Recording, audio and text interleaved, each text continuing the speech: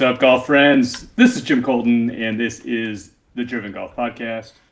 This is the opening tee shot brought to you by friends at Strack Line. We're here with the super producer, Joseph K. What's going on, Joseph? Hey Jim, it's been a little while. I'm doing great.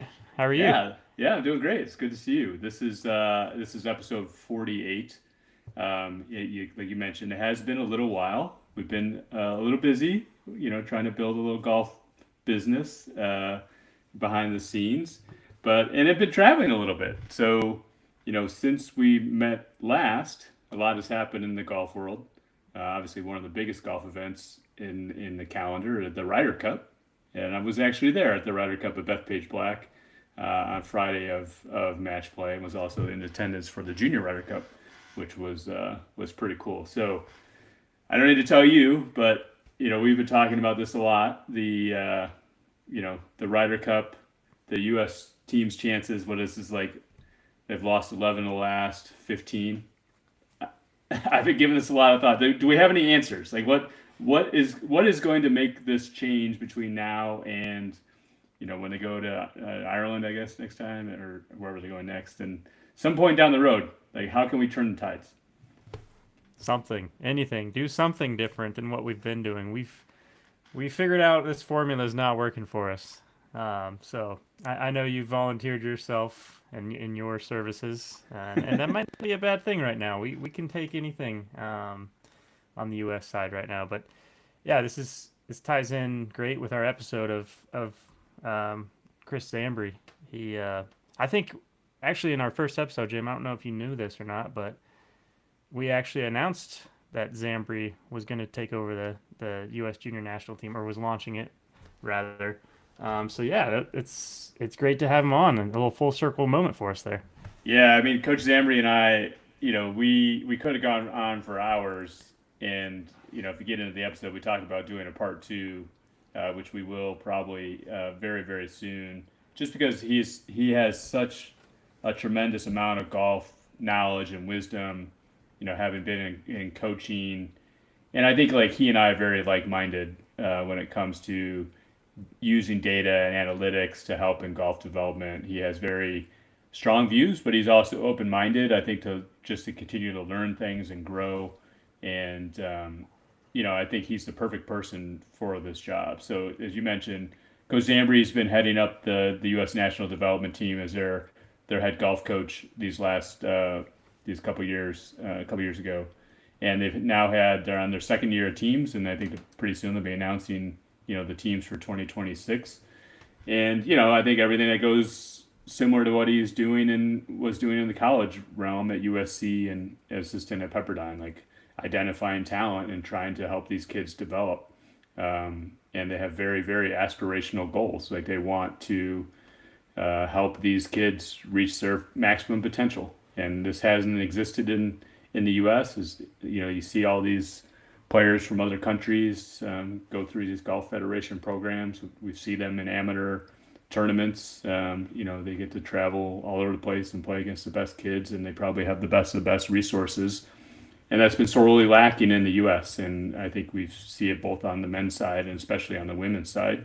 So the USGA, God bless them, they decided to do something about it and try to make a small dent in this. And if you keep pulling this string, eventually that has to lead to success down the road. Like this is just like he said, I think mile 2 of this journey. But if you want to see the U.S. team winning Ryder Cups, like these kids that are coming through these programs now, I guarantee you, some of them are going to be guys we're rooting for to bring home that Ryder Cup in as little as 6 to 8 years, I would imagine.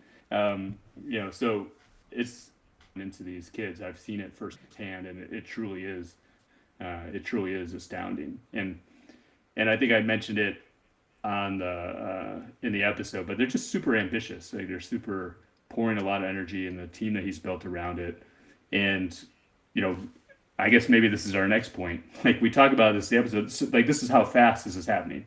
Like we met a couple weeks ago. I lamented to him like, "Hey, you and I have talked about this all the time. They have these state teams, and they rolled that out, we're in Texas. It's really one of the golf hotbeds for junior golf, and Texas never had a state team. So I've actually like publicly talked about that in social and Twitter and stuff like, hey, Texas really needs to get their act together. Well, since then, they've announced a whole slew of state teams. My home state of Illinois, Texas, now officially on board, and I don't know how many they have, like 35. Like they've got a ton of states now, and just in a couple years. So I think this sort of center of excellence that the USGA is trying to provide, not only for these top kids at the national level, but also these state teams. And oh, by the way, the U.S. Junior champion is on the Georgia state team. The U.S. Amateur is on the Georgia state team, right? So these state teams can also be a hotbed for talent. It's not just the national level kids. So I think them identifying these talents and kind of bubbling up to the center just creates a ton of opportunities for these kids, and it's really, really outstanding. And it's awesome just to get to know Coach Zambri and see all the great work that him and his team are doing. Yeah, that's awesome. You mentioned the state teams and how can the listener, I guess if you're listening to this, I know there's some deadlines coming up. Can we kind of shout out the process and how to get involved in that a little bit? Yeah, so the other big arm of this, we didn't really talk about it in the episode, is the national development, the grant program. And this is really, look, like junior golf is expensive, right? And not everybody has a ton of resources to be traveling around the country to play AJGA events, et cetera, et cetera. So they have a grant program, and this is really just, I guess, like donors of the USGA and the USGA coffers just pouring into these kids and giving them the opportunity to play in tournaments they may not otherwise be able to play in. So that application process, I think the deadline is Friday, October 31st. So we'll put a link in the description, but definitely be on the lookout of that. And I believe the social media account is USNDP, where you can get a ton of resources and information on that. And obviously you can look at the USGA website for more information. So that's a whole nother area that, we'll have to cover that in part 2, because I think this development program has so many tentacles and is going in so many directions because it is so ferociously ambitious. And like I said, we're just very early on in the journey, and I think it's a huge thing to get behind and support, if you have the opportunity to do so. That's great. Well, one last thing, and we'll get to the episode. I want to ask you, Jim, an angle of attack, we're talking bunkers. How's your bunker game? Have you been practicing?